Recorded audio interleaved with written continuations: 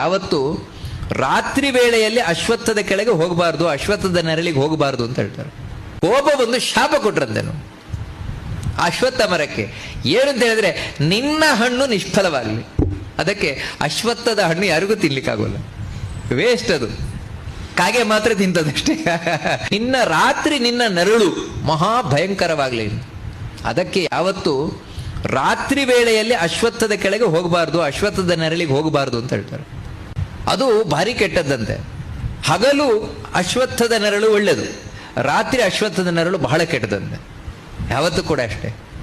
ಮನುಷ್ಯರ ನೆರಳು ಹಗಲು ರಾತ್ರಿ ಕೆಟ್ಟದು, ಎರಡು ಹೊತ್ತು ಕೆಟ್ಟದಂತೆ ಮನುಷ್ಯದ ನೆರಳು. ಅದಕ್ಕೆ ಮನುಷ್ಯರ ನೆರಳು ಬೀಳಬಾರ್ದು.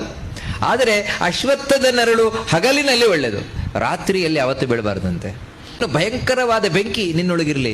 ಹಾಗೆ ಅಶ್ವತ್ಥದೊಳಗೊಂದು ಬೆಂಕಿ ಇದೆ ಅಂತ ಹೇಳ್ತಾರೆ. ನಾವು ಇಷ್ಟು ಬೇಡ್ಕೊಳ್ತಾ ಇದ್ದೇವೆ, ಬೇಡ್ಕೊಳ್ತಾ ಇದ್ರೂ ಕೂಡ ನೀನು ಅವಕಾಶ ಕೊಡ್ತಾ ಇಲ್ವಲ್ಲ, ಅದಕ್ಕಾಗಿ ನಾವು ಶಾಪ ಕೊಡ್ತೇವೆ, ನಿನ್ನಲ್ಲಿ ಬ್ರಹ್ಮರಾಕ್ಷಸ ಬಂದು ವಾಸ ಮಾಡಲಿ ಅಂತ. ನೋಡಿ, ಈ ರೀತಿ ಅಶ್ವತ್ಥ ಮರದಲ್ಲಿ ಬ್ರಹ್ಮರಾಕ್ಷಸ ಇರ್ತದೆ ಅಂತ ನಾವು ಕೇಳಿದ್ದೇವೆ. ಅದು ನೋಡಿ ವಾದಿರಾಜರು ಹೌದು ಅಂತ ಹೇಳ್ತಾರೆ. ಅಶ್ವತ್ಥ ಮರದಲ್ಲಿ ಬ್ರಹ್ಮರಾಕ್ಷಸರು ಇರ್ತಾರೆ ಅಂತ. ಇನ್ನೇನು ನಾವು ಬ್ರಹ್ಮರಾಕ್ಷಸರಿಗೆ ಸುತ್ತು ಬರೋದಾ, ಪ್ರದಕ್ಷಿಣೆ ಬರೋದಾ, ನಮಸ್ಕಾರ ಬರೋದಾ? ಅಶ್ವತ್ಥ ಪ್ರದಕ್ಷಿಣೆ ಇದ್ರೆ ನೋಡಿ. ಅದಕ್ಕಾಗಿಯೇ ಅಶ್ವತ್ಥಕ್ಕೆ ಉಪನಯನವನ್ನ ಮಾಡುವುದು.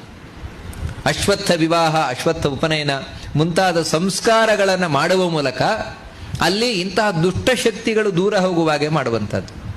ಆದರೂ ಕೂಡ ರಾತ್ರಿಯ ವೇಳೆಯಲ್ಲಿ ಅಶ್ವತ್ಥ ಮರದ ಕೆಳಗೆ ಹೋಗಬಾರದು ಅಂತ ಈ ಕಾರಣದಿಂದಲೇ ಹೇಳುವುದು. ರಾತ್ರಿಯ ವೇಳೆಯಲ್ಲಿ ನಿಷಿದ್ಧ.